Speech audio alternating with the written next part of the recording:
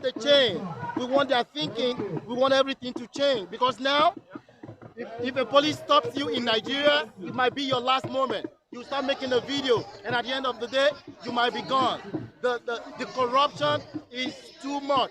So we want it to end. That is why we see what I wrote here. I'm scared of going home. I'm really scared of going home. The police in Nigeria, they killed my cousin 4 years ago just because he was driving 2050.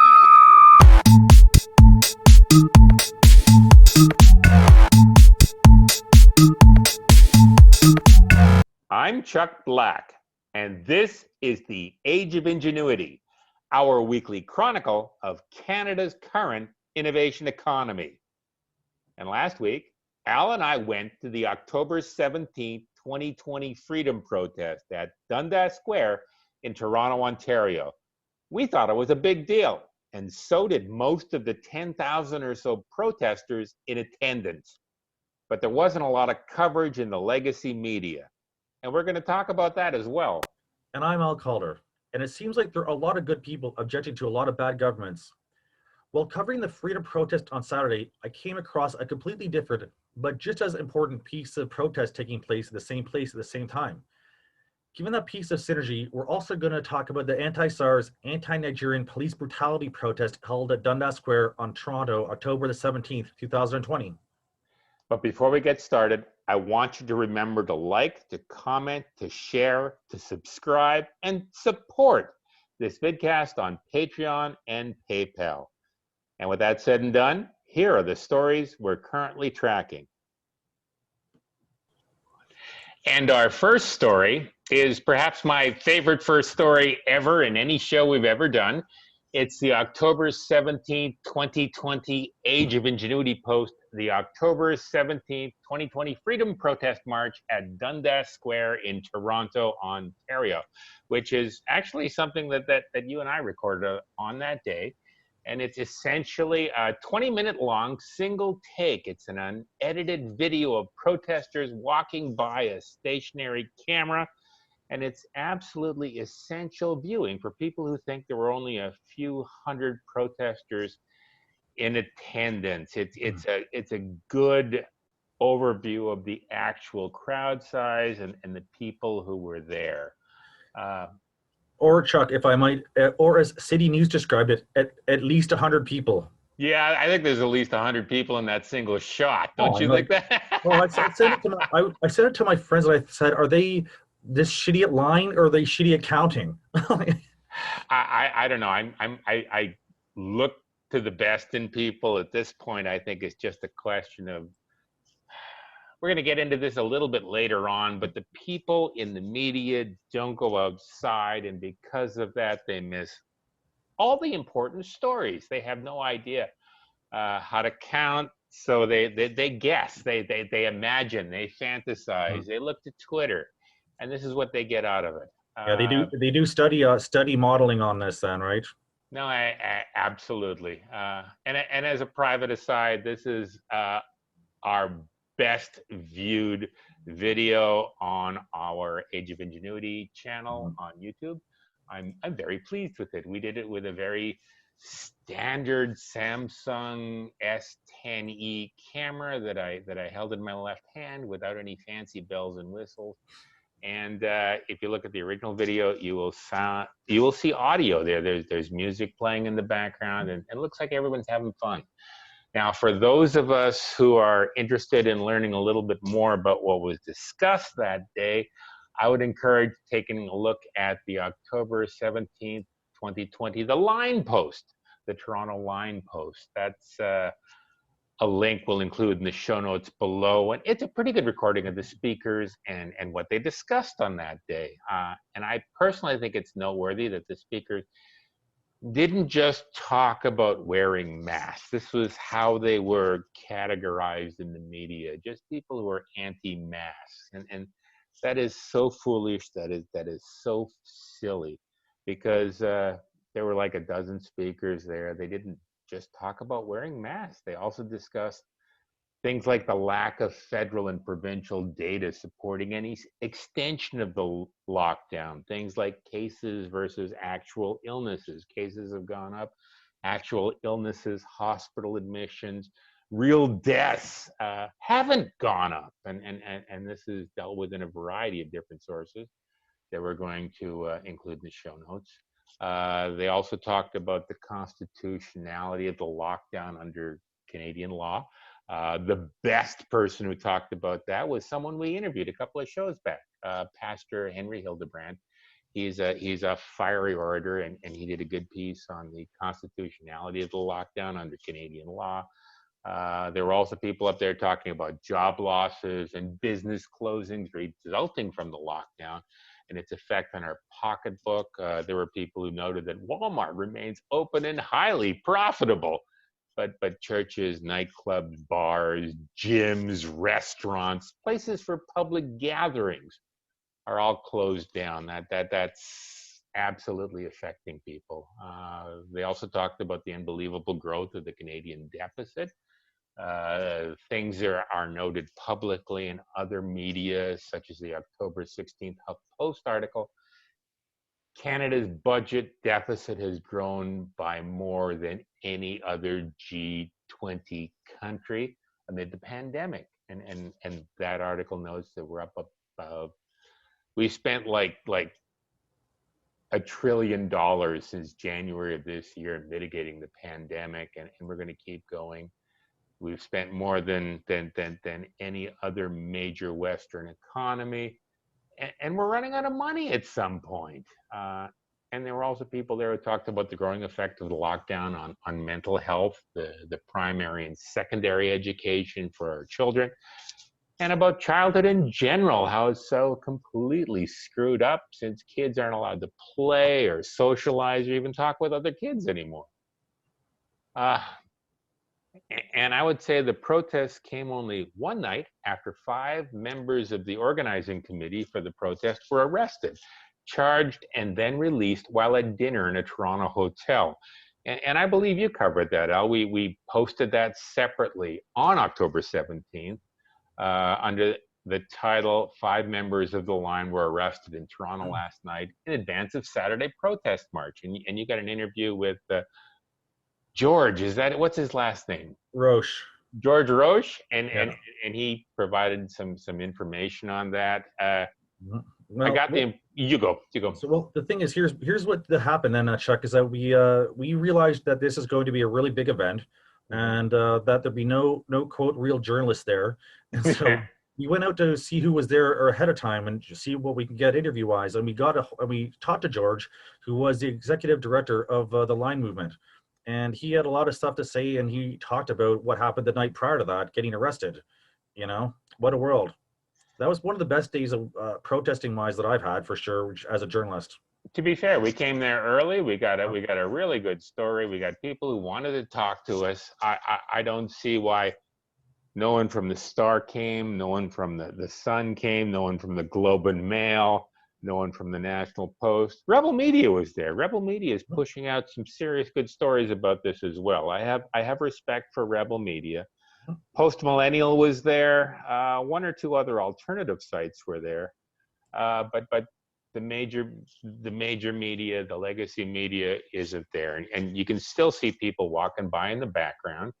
We're not that far into the protest yet, but I bet those people are learning about other sources for their information as we speak. Well, God willing. Yeah. It's worth noting that this isn't the only protest that took place in Canada, mostly on the same topic. There was the October 17th Vancouver Post, as per the October 17th, 2020 Liberty Talk Canada Post. October 17th, Vancouver Freedom Rally, and we'll include the link to that in the show notes. That one included video presentations from David Icke, who I think is a bit of a crazy person, but also spreads malicious truths. And Dan Dix from Press for Truth, who is one of my heroes. There was some talk about those people coming to Toronto back in September, but they went to Vancouver. I think they'll be here for Halloween, but they didn't get into Toronto this time.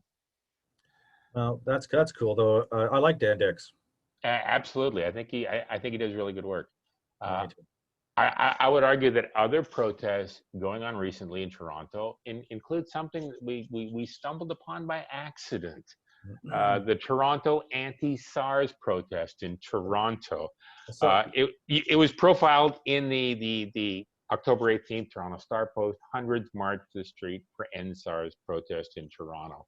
so And Al, you went up to those guys and you said hello and you asked what they were Well, I was doing. going to say that. So I'm there interviewing people, at the line movement protest, which was the vast majority of people at Dundas Square. Yeah. And people are asking questions like, "Whoa, was that the BLM there?" And I'm like, "Well, I don't know. They're all black, so who the hell knows?" So what? Not that that is what the BLM movement is like, actually. But I went over to see what was up, and with my microphone and camera, and interviewed a few of them, and they told me this story about that. It's about SARS, though, which is a severe, like something like a police response or something like that. Though I can't recall it though. I think it's called the Special Anti-Robbery Squad, But they were, which is formed a couple of years back, and it's gone completely out of control, and it's decided to beat up and repress and torture the people of the city of the state.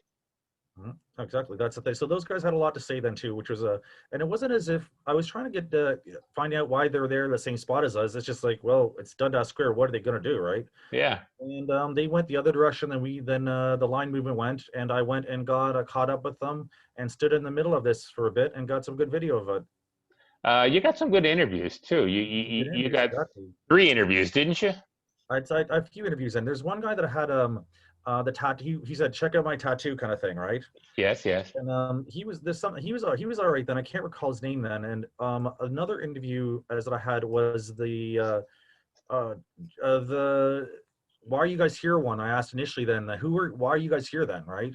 Yes, yes. So they talked a bit about what the whole thing was, why they're here, and they told the story. The video is there, and then also the other one is the Jeff video, the third one. Yeah, Jeff was a very mellow guy. He was very informative. The other 2 videos also very good. Again, they come from being in the right place at the right time. I find it odd that these protests, while they're being promoted by people like Twitter founder Jack Dorsey, Star Wars actor John Boyega, Kanye West, lots of famous people in the States. In Toronto, they're generally not noticed. I find that terribly sad. I think we should get out there more often and maybe cover them too, because the SARS team in Africa, in Nigeria are not doing good things, and evil should be rooted out and noted no matter where it happens. Yeah. I would argue that there are a lot of protests. I bumped into a protest by accident earlier in the week. There were people protesting against the situation in the Ukraine. And I think there are a lot of protests happening in the city almost all the time. There's even Black Lives Matter protests and protests from other organizations. And they are all trying to get their message out. And our local media is hiding in their basements, being afraid to go out. And I think they do a disservice to the people in this city.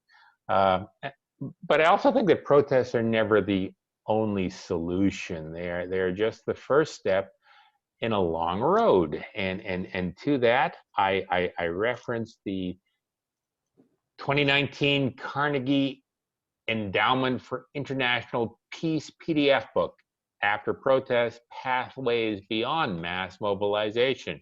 I'm going to see if I can bring it up on the screen as we speak. Outstanding. We're getting better at this, Al. That's the one, Chuck.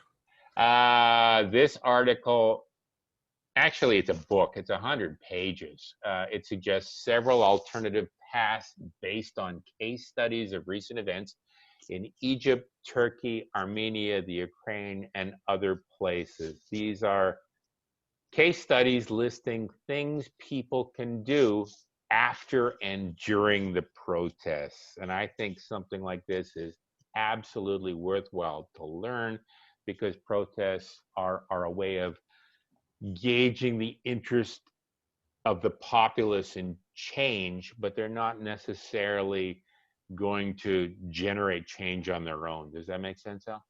It certainly does, though. But I'll say, if you're going to note, we'll say Egypt, for example, though, it seemed as if there was quite a lot of change in Egypt caused by these protests. No, I agree. There was a lot of change in Egypt, but the article argues that the protests themselves were just a first step. The protesters did things during and after the protests that forced the leaders in power to take note of them.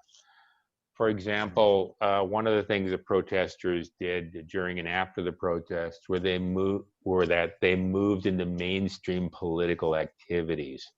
They joined standard political parties. They ran for office at the local, at the state, at the federal level. I'm going to suggest that this might be what's happening in BC right now with Hugs Over Masks, where the organizers are currently advocating for local third-party candidates in the BC provincial election. I would also argue that this normally happens when a movement enjoys a successful run of advocacy and its policies are adapted as an accepted mainstream position. I think that bodes well for Hugs Over Masks, that they think they can go into standard community activism so early in the protest cycle. I would also argue, going back to the after protest publication, when the protesters have been less successful, they often move into more traditional non-governmental organizations or low-profile community organizing situations where their acquired skill set would be useful. They become campaign managers for local organizers, or they become community activists in some way, shape, or form, anti-poverty activists. And as I said before, this normally happens in situations where a movement has enjoyed a successful run of advocacy, but its positions, well noted, are not generally adapted as an accepted mainstream position. I would suggest that a third option is when the protest didn't work out. They're actively reviled by the people they had hoped to win over. And in this case, protesters generally lie low, in part to protect themselves from government repression, government reaction to what they tried to do. And I would argue that this path is discussed at length in the October 19th, 2020 Activist Post article, 6 Ways to Disrupt Agenda 21, Agenda 2030, the Great Reset and the Growth of Technocracy. And the idea is you put your kids in alternative schools, you open up small businesses that operate mostly off the grid, you exercise, you stay healthy, and you make local connections to new forms of organizations and new forms of resistance, things like, they call them freedom cells or other mechanisms like that. So basically you lie low. You make like the weatherman and pretend not to be seen. And those are your choices. Did we forget to mention that the weekend protests were almost entirely ignored by the legacy media? The only exception I could really find is an article, the October 18th, 2020 blog TO post. Thousands of anti-maskers protest in Toronto and everyone agrees they are idiots, which I don't agree with that. I would say that most of the people who posted comments below the article didn't agree with that. I would say it was written by someone who didn't attend the protest and used as their basis for writing the article tweets. They never went out of their house. They pulled down stuff from Twitter to make an article. I thought that was embarrassing. Well, here's the thing though, Chuck, is that like how popular is BlogTO? I really don't know. I forget for real. Not popular at all. But to be fair, these days I think it's owned by CTV. If the story Yeah. gets traction, it'll go up their food chain. Now, would that make the would that make City News probably owned by them as well then? The same ownership structure? Essentially, yeah. Almost everybody's owned by just a couple of companies in Canada. Because what I was suggesting though is that article that they were taking pictures of that 100-person at least rally, right? Yeah. Were from the other side of Yonge Street. And this one seems to be a little closer to the action possibly. So, you know, maybe they're progressing then. Yeah, maybe. I hope they're getting better. I found a better article, the October 17th, 2020 post-millennial article. Breaking crowd of 4,000 gathers in Toronto to protest lockdown. But the post-millennial is independently owned. The post-millennial doesn't accept federal government funding. And the post-millennial has kind of an independent way of looking at things. I can object to specifics, but I know someone from the post-millennial was at the protest, and I thought it was a reasonably fair article. No, you know, I met her as well, and she seemed reasonable, and her article would live up to that. Yeah, she had really expensive equipment. I agree. Unlike us. If she would just have, she'd just put it down for 1 minute, Chuck. You know. I would say the Vancouver, BC protests lasted for 2 days. They were affiliated with the election in the province, and they received slightly better coverage. There was the October 18th, 2020 Global News Post, anti-mask protesters descend on Vancouver for second day of mega freedom rally. And the October 17th CTV News Post, anti-mask protesters, conspiracy theorists march through downtown Toronto. Again, I found both those articles highly biased. We talked right at the beginning of this about how so many people talked about so many different topics. It wasn't all about the mask. It was about so many other things that are highly political and that people should know about. And I'm just disappointed that the legacy media doesn't want to get into it at all. And those are the stories we're covering this week. As always, the articles we've referenced are listed in the show notes. As noted last week, we posted RSS feeds for a representative sampling of both legacy and new media news organizations on our Commercial Space Blog website at commercialspaceblog.com.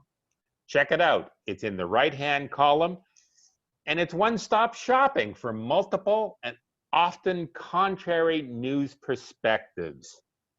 And if you'd like to promote your event or your activity, or if you think you have insight into Canada's current innovation economy, then send me an email.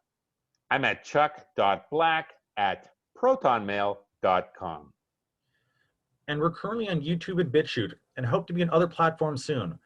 Remember to like, subscribe, and share and comment on our posts. And even better, if you like the content that we create, send some money to our Patreon and PayPal accounts. We truly appreciate your patronage.